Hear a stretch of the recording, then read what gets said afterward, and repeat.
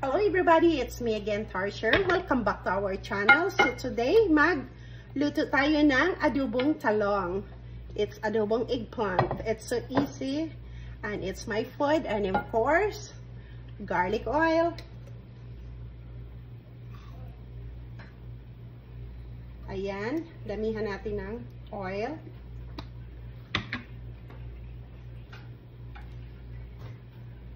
And then, mainit na, so we just add the garlic. And then, the onions.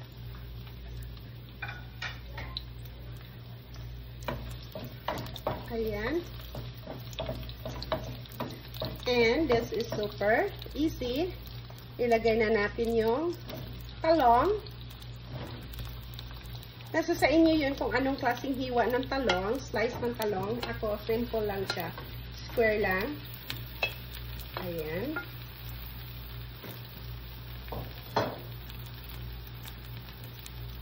And lagyan ko ng black pepper. Maraming black pepper, mas masarap. And apple cider vinegar. Konti lang, mga 1 teaspoon. And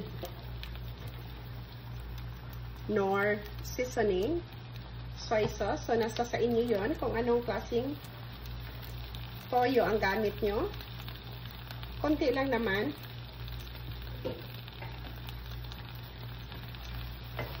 Tapos i-mix lang natin. Super dali, diba?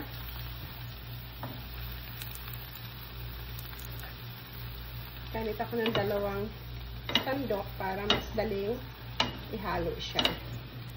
Ayan.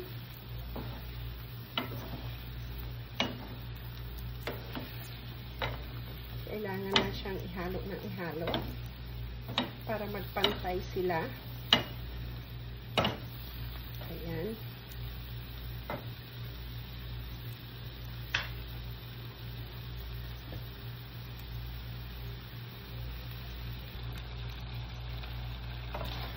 So the eggplant is already cooked. Ayan guys. My adobong talong. It's already cooked. It smells so good. Kasi nga yung sa garlic. Thank you so much for watching. See you in our next video. Bye for now.